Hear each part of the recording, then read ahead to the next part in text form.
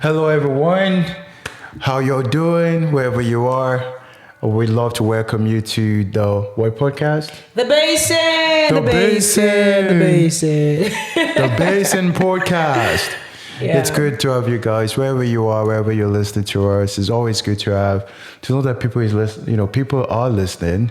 The last thing that you want is to be talking to yourself. I do enjoy talking to you, by the way, because this is the life that we live, right? We talk all the time. We talk a lot.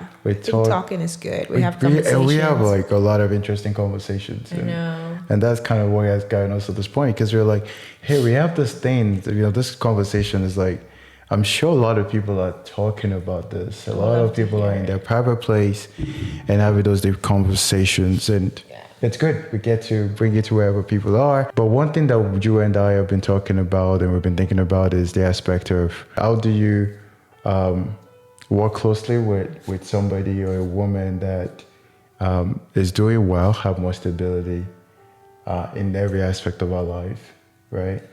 And what a lot of men have not been trained to do is to be in an environment where they are not the all in all. That the woman is not heavily dependent on you, the children are not heavily dependent on you, but you have to live in a world where you still want to feel needed, you still want to feel like you're bringing value. However, a lot of the areas that you bring value, it's already covered, right? Because we have, in our society today, we have a lot more women who are financial, who are doing well by themselves, right? They don't need a guy to pay the bills, to foot the bills. Yeah. We have a lot of more women leaders in leadership in every dimension. We have women leadership in, at work, in different aspects of our lives. Yeah. And it's becoming prevalent even in the church as well. Yeah. Right? I do agree. Men's role, I think what you're talking about is gender roles in relationships and how do men navigate the different gender roles in relationships. How do you navigate gender roles? How do you, in a changing period, you navigate where there was clarity of roles before, like our parents had the clear roles. They go to work, the woman stay at home. So our parents had the clear roles, but our society would not be where it is today if our parents got it right.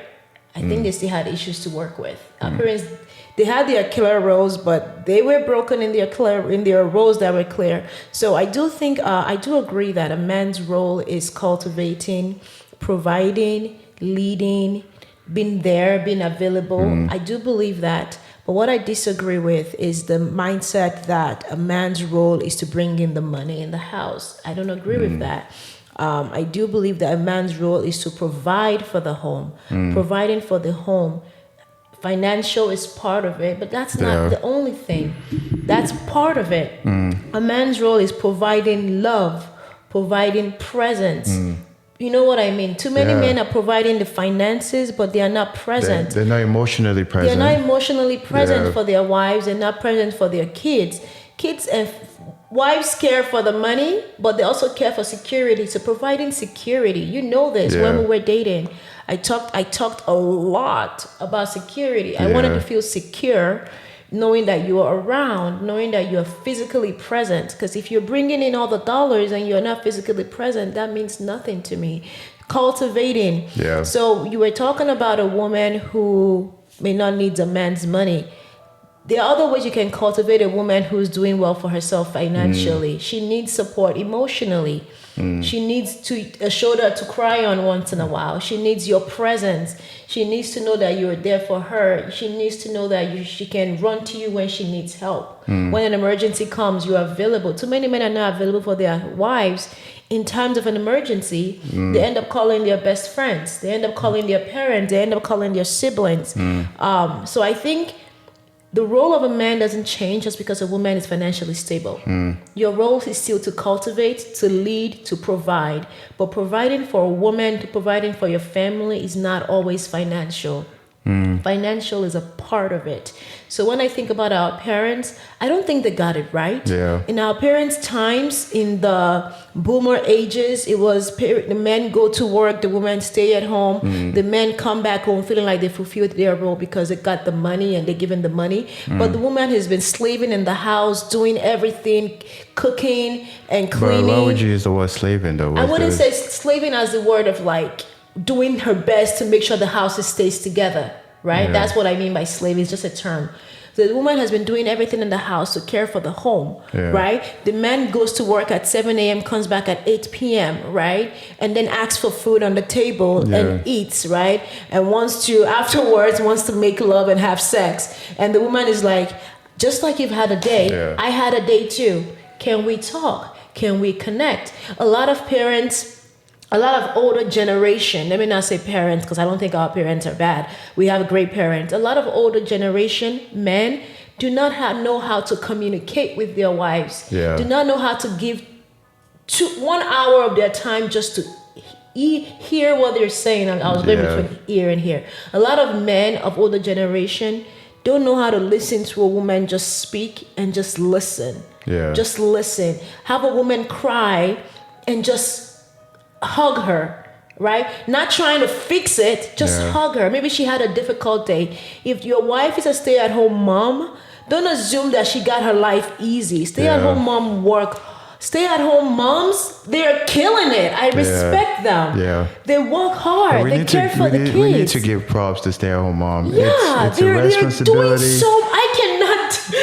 They're doing so much. It is a lot of responsibilities. But I would say what I'm hearing from you is that there's an aspect of this is what the woman wants. But the man is also thinking, what keeps me going? What keeps me value? There's an act of the woman wants this and that, but the man is saying, I want to be valued. So there's a woman need, there's a man need in a sense in our society. But what we have in our culture is back to just gender roles, is that a lot of what makes a man be able to feel valued, women has been able to occupy those space. So what makes a man feel valued? The ability, everything is tied to finance. Everything ties to really being a provider.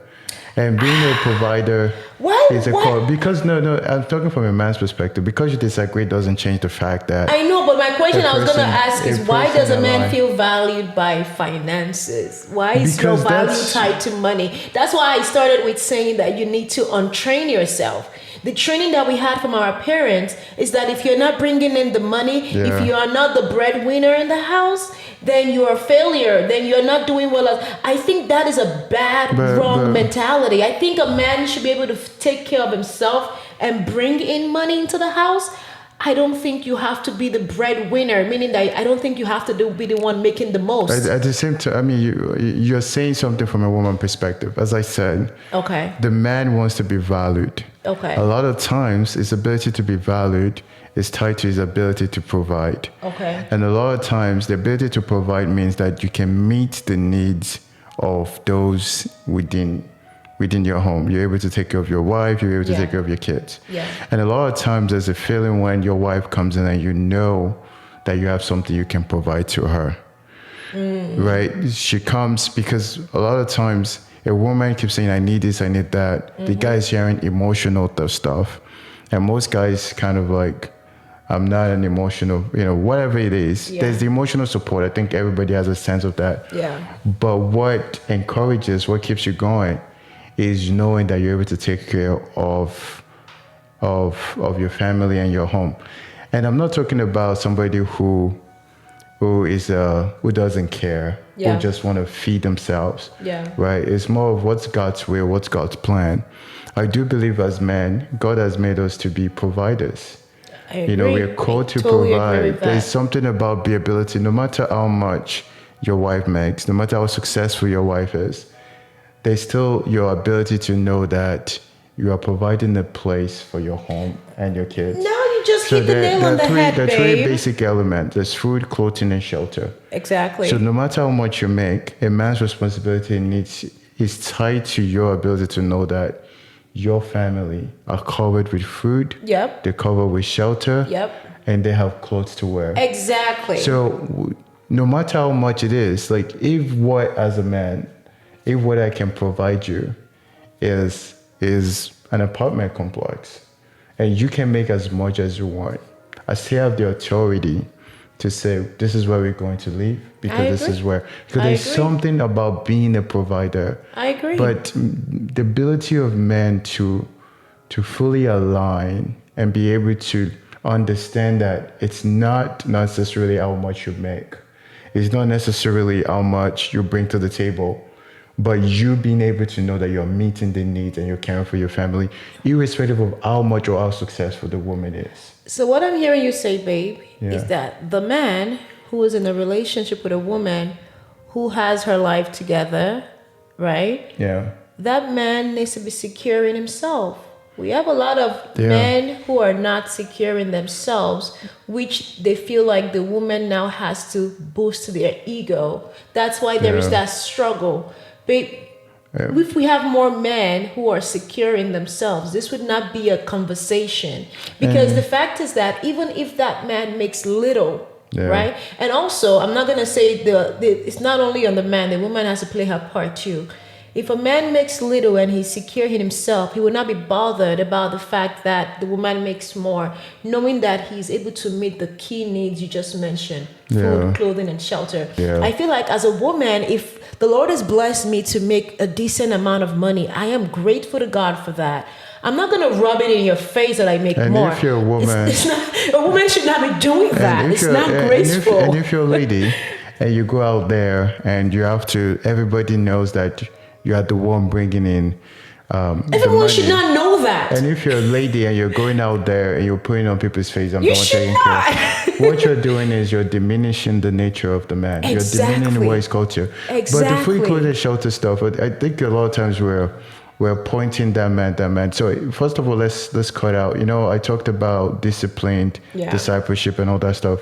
So first of all, if a man is under the douchebag, that's a different conversation, meaning it's not compassionate, it's not caring, it's not loving. Yeah. So if a man doesn't align to that, then this conversation might not apply to those men. So we're talking to a man that wants to be the best version of himself. Yeah. He's really doing his best to be the best man. Yeah. So I cannot speak for those who are not making effort. That's true. I cannot speak for those who don't care. I'm not speaking for the man that wants to just boost his ego and tell people. True.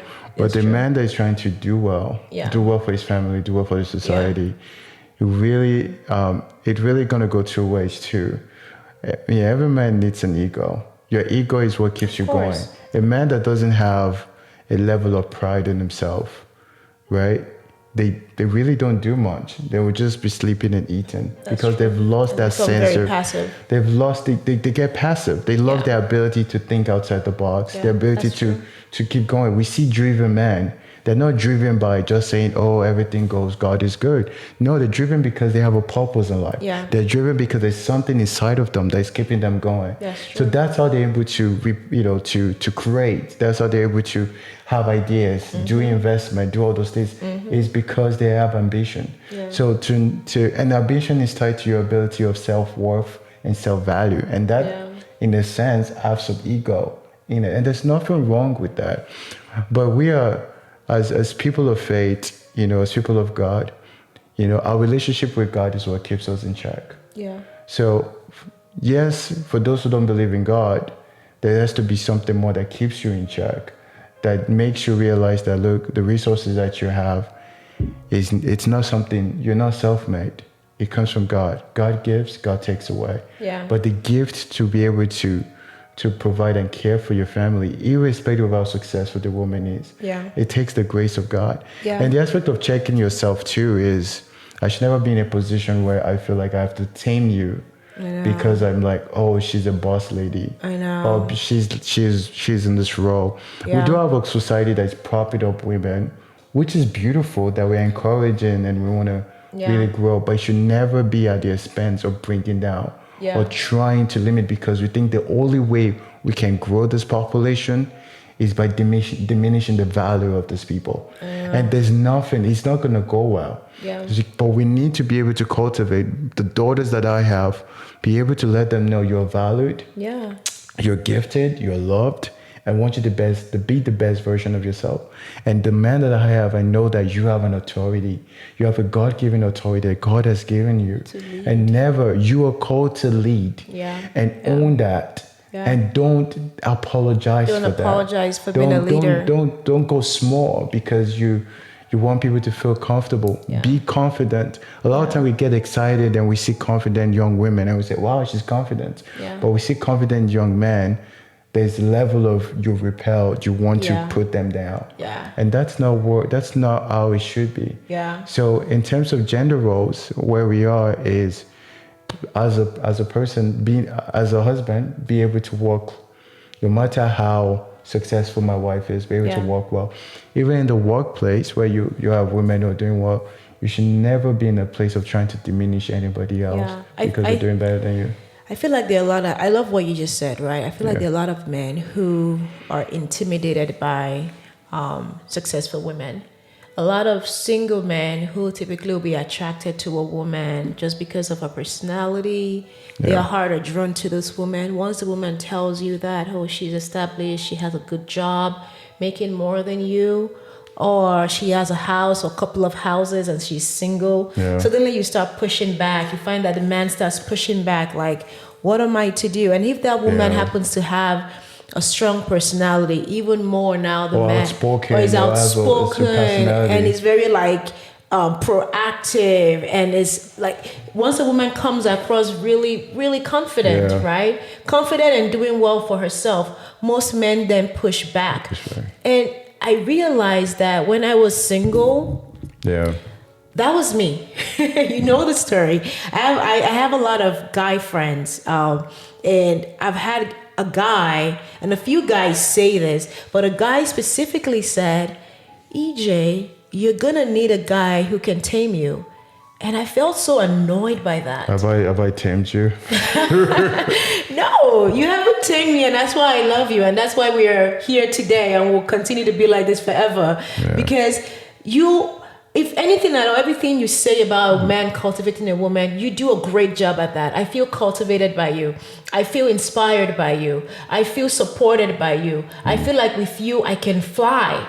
And I mean that. But I feel like I've had men around me who were my friends. They never dated me. But I could hear them say, you need a guy in your life. The person that you're going to end up with has to tame you because you're too strong. You're too this, you're too that, you're too outspoken. You need a guy who can and that's why some ladies subscribe to that mindset. I've heard ladies say that, oh, I am too fire. I need a guy who is fire like me. Usually women who are fire like that and are doing well and are successful and confident, you need a guy who can be patient with you. Who can be calm. You need a guy who can be calm when you are throwing. And also has a balance. Who has a good balance. There's a good balance. Know when to be calm and know when to be assertive. If you end up with a guy who wants to tame you, Lord help you. I don't know what to say. Lord help you. Because I know that when I met you, I thank God for the Holy Spirit. I knew I had met my husband. I knew I had met the one. That's why I didn't have to take any more gymnastic from your end to win me, because I knew my heart was drawn to you. And every day since we've been together, I've seen you live the life that you talk about what men should be. A lot of men cannot understand you because you're different. And I love you for being different, because a lot of men are not like you. And I can say that confidently because I've seen they are great men, but a lot of men are not like you, and you know that. Because a lot of men just subscribe to society rhetoric of what a man should be. They think of man masculinity as dominant. Dominating. And a lot of times, we're called to lead, but you don't need to dominate people.